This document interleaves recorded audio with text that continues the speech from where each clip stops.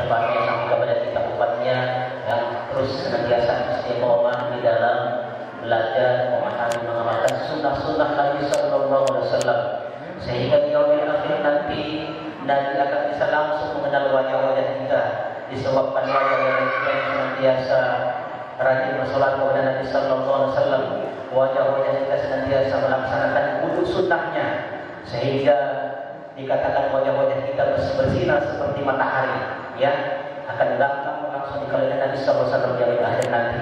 Tentunya diantaranya adalah kita bisa muatkan itu lewat kajian-kajian seperti pada malam hari ini. Alhamdulillah, terima kasih Bapak Ibu sekalian. Kita akan lanjutkan kajian tauhid pada malam hari ini yang bersama Ustaz kita, ya, Tengku Fadli, seputar tentang tauhid, ya, insyaallah. Tauhid menjadi sangat mendasar, tauhid menjadi penentuan, tauhid menjadi ukuran kita umat akhir zaman akan selamat ataupun akan celaka, ya. Dengan pemahaman tauhid yang baik dan benar, insya Allah kita termasuk umat yang akan selamat di dunia dan akhirat, khususnya kita umat yang akan pada kesempatan malam hari ini. Baik, secara penuh waktunya kami serahkan kepada Ustaz. Pak Ustaz. Bismillahirrahmanirrahim.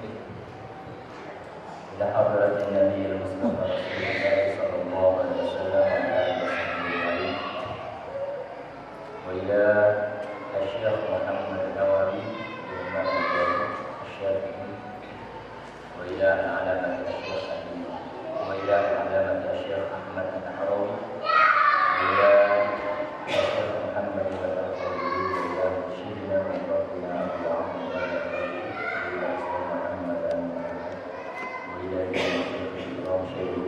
Al-Fatihah.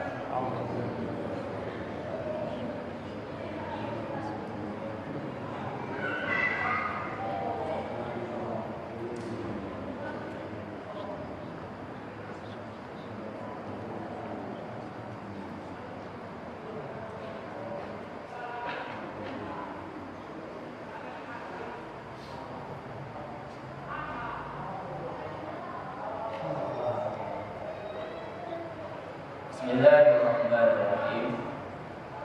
Alhamdulillahi rabbil alamin. Wassalatu wassalamu ala sayyidina Muhammad wa ala alihi wa sahbihi ajma'in. Amma ba'd. Wad dalilu ala wujudillahi ta'ala hulul alam. Ai wujudu ba'da. Fatatibud dalili an taqula al-alam hadirun wa kullu haidin lahu salihun tafrudun natijatu al-alamu lahu salih. Hada huwa dalilul aqli. Wa amma kaunu salih wallahu ta'ala wahdahu la syarika lah falaysa mustafadan min ad-dalili bal min ar-rusul alaihi wassalatu wassalam. Fatakbah li hadhihi al-mas'alati wa innama kana hulul alami dalilan ala wujudi ta'ala لأن العالم قبل وجوده كان ممكنا أي وجوده وعدمه على حد سواء فوجوده مساو لعدمه وعدمه مساو لوجوده فلما وجد وزال عنه العدم علمنا أنه ترجح وجوده على عدمه فقد كان هذا الوجود مساويا لعدمه ولا يصح أن يترجح على العدم بنفسه فتعين أن له مرجحا وهو الذي أوجد وهو الله تبارك وتعالى.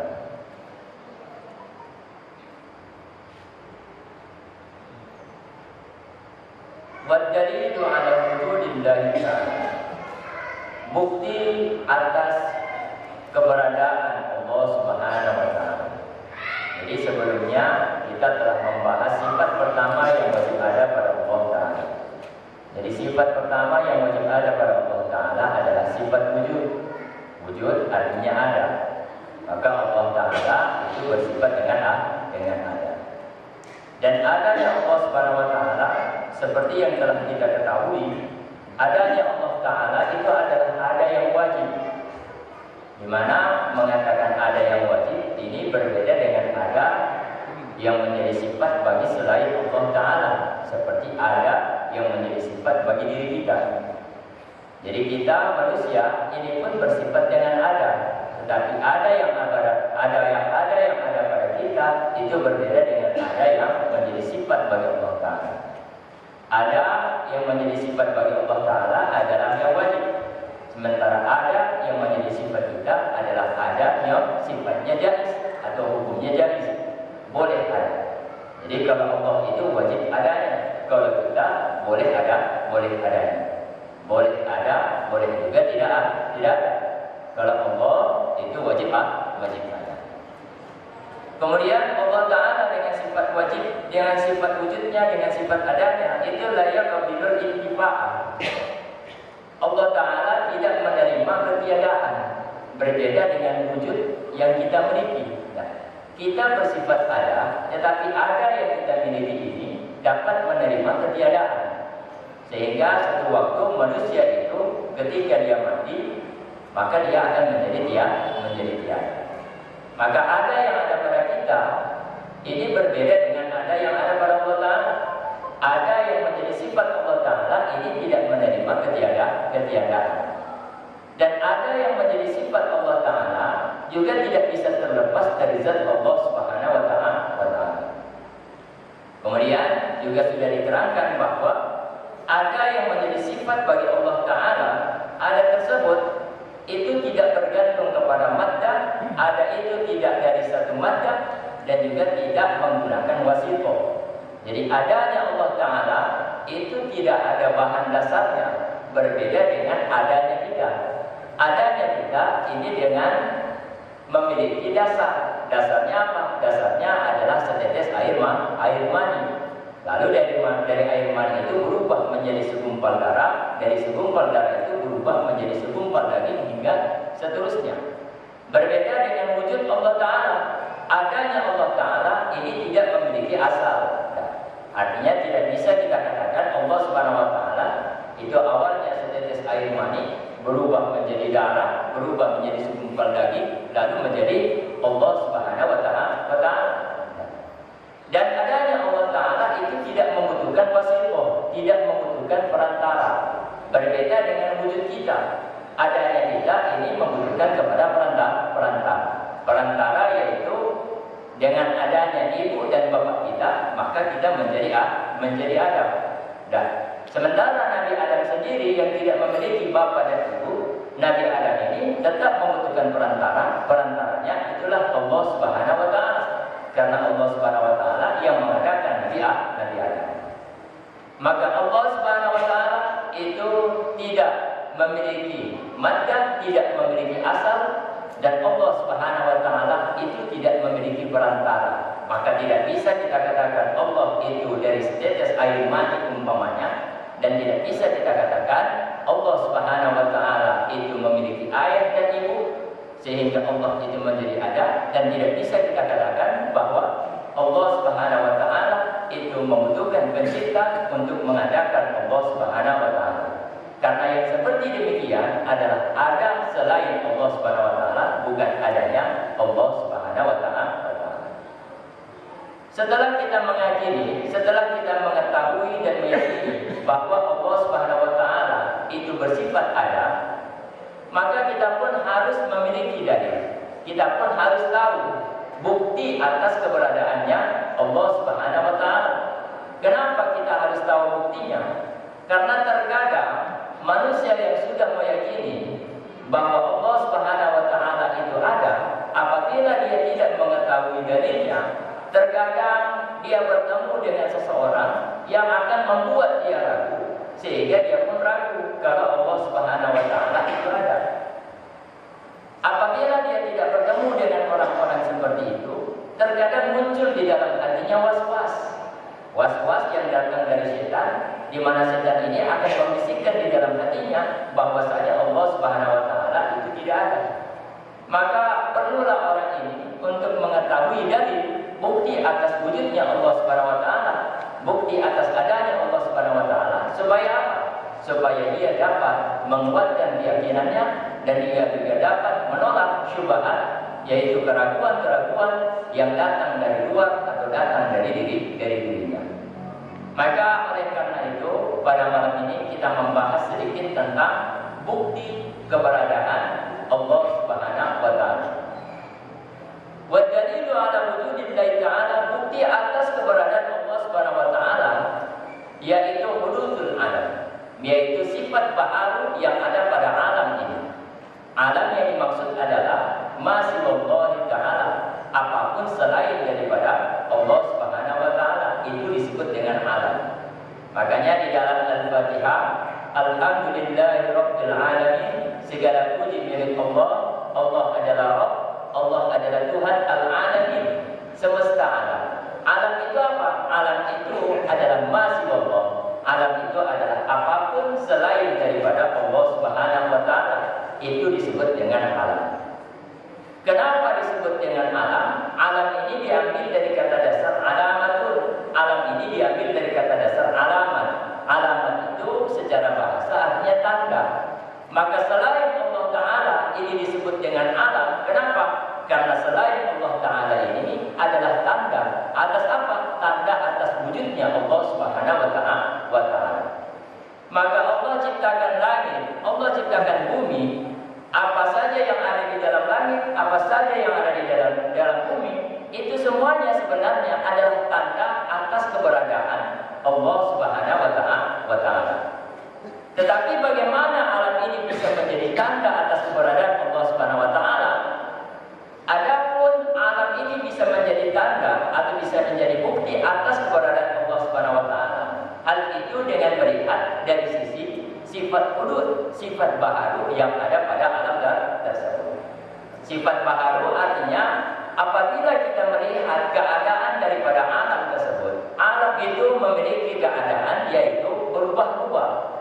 Berubah-ubah, ada kalanya dia bergerak, ada kalanya dia tidak bergerak. Ada kalanya dia bergerak, ada kalanya dia diam. Maka bergerak dan diam itu adalah dua keadaan yang berubah-ubah.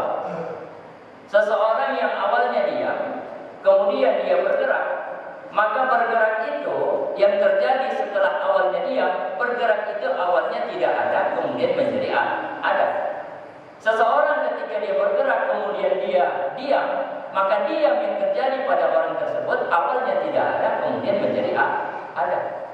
Maka seseorang yang bergerak dan juga diam, seseorang ini tidak terlepas dari keadaan yang disebut dengan baharu. Baharu artinya ada yang diawali dengan tidak ada. Maka karena seseorang yang bergerak dan dia tidak terlepas dari keadaan yang baharu, yaitu ada yang diawali dengan tidak ada, otomatis orang tersebut pun diawali dengan tidak ada. Maka manusia yang selalu bergerak, manusia yang selalu diam, manusia ini tidak terlepas daripada keadaan berubah-ubah. Keadaan yang berubah-ubah itu menuntut bahwa manusia itu adalah sesuatu yang awalnya tidak ada, kemudian menjadi ada. Jika manusia itu awalnya tidak ada, kemudian menjadi ada, maka tentunya manusia ini butuh kepada pencipta yang akan mengadakan manusia tersebut. Dan pencipta yang mengadakan manusia itu tentunya haruslah ada. Karena jika pencipta yang mengadakan manusia itu tidak ada, mana mungkin dia bisa mengadakan manusia? Tidak. Maka pencipta dengan dasar alam semesta, dengan dasar apapun selain Allah Subhanahu wa taala yang telah ada ini, pencipta itu harus ada. Kemudian siapakah pencipta itu sebenarnya? Pencipta itu sebenarnya adalah Allah Subhanahu wa taala. Tetapi pencipta itu adalah Allah, ini tidak dapat dibuktikan dengan dalil yang sudah disebutkan. Artinya penciptanya adalah Allah, ini tidak dapat dibuktikan dengan adanya langit dan adanya bumi. Lalu dari mana kita mengetahui pencipta langit dan bumi ini adalah Allah? Kita mengetahui itu melalui para nabi dan para rasul yang telah diutus oleh Allah Subhanahu wa taala. Maka Rasulullah diutus di kota Mekah. Awal dakwah daripada Rasulullah adalah mengajarkan kepada orang-orang Arab penciptanya adalah Allah Subhanahu wa taala. Setelah orang-orang Arab mengakui penciptanya adalah Allah Subhanahu wa taala, kemudian orang-orang Arab ini diajarkan hukum-hukum, artinya kewajiban-kewajiban yang telah ditetapkan oleh Allah Subhanahu wa taala dan larangan-larangan, artinya apapun yang diharamkan oleh Allah Subhanahu wa bahwa pertama-tama yang diajarkan Rasulullah adalah keimanan, lalu diajarkan keislaman. Maka ilmu yang paling mendasar, ilmu yang paling pertama harus kita ketahui sebenarnya adalah ilmu tentang keimanan, baru ilmu tentang keislaman. Jadi kira-kira sudah bisa dipahami tentang dalil daripada wujudnya Allah Ta'ala. Saya ulangi, apa bukti Allah Ta'ala itu ada? Bukti Allah Ta'ala itu ada adalah alam semesta ini. Bagaimana alam semesta ini dijadikan sebagai bukti? Karena kita melihat alam semesta ini dia bergerak dan dia juga diam. Karena alam semesta ini seperti manusia, dia tidak terlepas dari bergerak dan diam. Bergerak dan diam itu awalnya tidak ada, kemudian menjadi ada. Berarti manusia yang bersifat dengan bergerak dan diam, manusia ini pun dia pastinya awalnya tidak ada, kemudian menjadi ada. Jika manusia awalnya tidak ada, kemudian menjadi ada, tentunya manusia ini membutuhkan pencipta yang akan mengadakan manusia ini dari tidak ada menjadi ada. Siapakah pencipta itu? Pencipta itu adalah Allah Ta'ala. Dari mana kita mengetahui pencipta itu adalah Allah? Kita mengetahui itu melalui para Rasul. Sebagaimana dijelaskan di dalam Al-Quran, Qul huwallahu ahad. Katakan oleh engkau wahai Muhammad, Tuhan yang ditanyakan oleh orang-orang kafir itu, Tuhan itu adalah Allah. Tuhan itu bernama Allah. Nah, maka setelah kita mengetahui sifat yang pertama yaitu wujud, dan kita pun telah mengetahui dalilnya. Kenapa? Karena seseorang sekedar mengetahui sifat yang ada pada Allah, jika dia tidak mengetahui dalilnya, berarti orang ini bertaklid. Orang ini bertaklid. Dalam urusan etika, tidak cukup semata-mata bertaklid. Kita harus mengetahui dalilnya. Berbeda dengan urusan ibadah. Kalau dalam urusan ibadah, kita yang tidak mampu menggali hukum dari Al-Quran dan Hadis, maka kita diwajibkan bertaklid. Pahami bedanya ya? Dalam urusan ibadah, kita yang tidak mampu menggali hukum dari Al-Quran dan Hadis, kita wajib bertaklid. Tetapi dalam urusan etika, dalam urusan keimanan, kita tidak boleh bertaklid. Bertaklid artinya apa? Bertaklid artinya kita mengetahui sesuatu, tetapi kita tidak mengetahui dalilnya. Itu namanya taklid. Maka kita yang telah meyakini Allah itu ada, kita harus tahu dalil. Apa dalilnya Allah itu ada? Jadi dalilnya seperti yang sudah dijelaskan tadi. Berbeda dengan urusan sholat. Sholat itu hukumnya wajib. Apa dalilnya? Kita tidak wajib tahu. Kita tidak wajib tahu. Yang wajib kita ketahui, sholat itu hukumnya apa? Wajib atau haram atau mubah, dibolehkan. Setelah kita mengetahui sholat itu hukumnya wajib, adapun dalilnya itu tidak wajib kita ketahui. Makanya Allah Subhanahu wa taala di dalam Al-Qur'an berfirman, was'alu ahla dzikri in kuntum la ta'lamun. Bertanyalah kalian kepada orang-orang yang selalu berzikir, artinya orang-orang yang memiliki ilmu pengetahuan jika kalian tidak mengetahui. Artinya dalam urusan agama, dalam urusan ibadah, dalam urusan hukum, apabila kita tidak mengetahui hukum sesuatu, maka kita diperintahkan untuk bertanya kepada pakar hukum tersebut. Bertanya tentang apa? Bertanya tentang hukumnya. Setelah dijelaskan tentang hukumnya, apabila kita ingin mengetahui dalilnya, dibolehkan. Tetapi jika kita tidak mengetahui dalilnya, itu pun tidak berdosa. Itu dalam urusan hukum. Jadi sholat barangkali banyak orang yang tahu dalilnya. Apa dalil yang mewajibkan sholat? Aqimus sholat. Wudu, siapa yang tahu dalilnya? Tidak ada kan orang yang tahu dalilnya di sini. Yang kita tahu wudu itu hukumnya wajib. Orang yang tidak berwudu kemudian dia sholat, sholatnya tidak sah. Gak begitu. Maka dalam urusan ibadah, dalam urusan hukum, kita memang tidak diwajibkan mengetahui dalilnya. Tetapi berbeda hal itu dengan urusan akidah. Berbeda hal itu dengan urusan keimanan. Setelah kita mengetahui sifat wujud yang ada pada Allah, kita harus tahu dalilnya. Kenapa? Karena jika dalilnya kita tidak mengetahui, ini bakal berbahaya bagi diri kita sendiri. Karena akan muncul keraguan-keraguan di dalam keyakinan kita kepada Allah Subhanahu wa taala. Dan apabila kita sudah ragu kepada Allah taala, maka keimanan kita telah hilang pada waktu itu. Dan maka setelah kita tahu tentang sifat wujud dan dalil atas wujudnya Allah taala, sekarang yang kedua, sifat kedua yang wajib kita ketahui yang ada pada Allah taala adalah sifat al-qidam. Saya bacakan. Al-sifatu tsaniyah al-wajibatu lahu ta'ala al-qidam. Sifat kedua yang wajib bagi Allah taala adalah al-qidam, adalah sifat qidam. Apa itu sifat qidam? Qidam itu artinya adamul awwaliyah lil wujud. Adamul awwaliyah lil wujud, tidak ada permulaan bagi wujudnya Allah Subhanahu wa taala. Maka sifat kedua yang wajib ada pada Allah taala itu disebut dengan sifat qidam. Qidam itu artinya apa? Qidam itu artinya tidak ada permulaan bagi wujudnya Allah Subhanahu wa taala. Maka tentunya Allah yang bersifat dengan qidam berarti Allah taala itu tidak berawal dengan ketiadaan. Nah, paham? Sifat kedua yang wajib ada pada Allah adalah sifat qidam. Qidam artinya ada berawaliyah di wujud, tidak ada permulaan bagi wujudnya Allah taala. Allah kita yakini ada. Lalu setelah kita meyakini Allah itu ada, apakah Allah ada permulaannya? Ada permulaan dengan makna apakah Allah awalnya tidak ada kemudian menjadi ada? Nah, sebagaimana makhluk yang awalnya tidak ada kemudian menjadi ada. Oh tidak, Allah Subhanahu wa taala itu tidak diawali dengan tidak ada. Maka keadaan tidak diawali dengan tidak ada, ini disebut dengan sifat qidam. Nah, maka wajib kita meyakini sifat kedua yang ada pada Allah taala yaitu sifat qidam. Qidam artinya tidak berawal dengan tidak ada. Apa dalil Allah Subhanahu wa taala itu tidak berawal dengan tidak ada?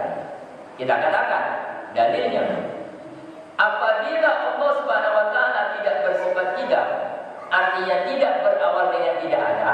Apabila Allah Subhanahu wa taala tidak bersifat qidam, maka otomatis Allah taala itu bersifat dengan hudus, bersifat dengan bahari. Bersifat dengan hudus artinya apa? Artinya Allah akan berawal dengan tidak ada. Jika Allah tidak bersifat qidam, berarti Allah bersifat dengan baharu. Dan jika Allah bersifat dengan baharu, artinya jika Allah taala itu awalnya tidak ada kemudian menjadi ada, otomatis Allah Subhanahu wa taala akan membutuhkan pencipta. Allah awalnya tidak ada. Kalau awalnya tidak ada kemudian menjadi ada, berarti Allah butuh kepada pencipta yang akan mengadakan Allah Subhanahu wa taala.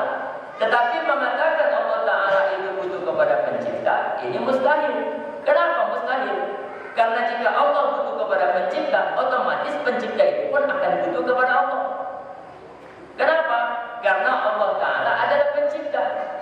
Jika Allah butuh kepada pencipta yang lain, pencipta itu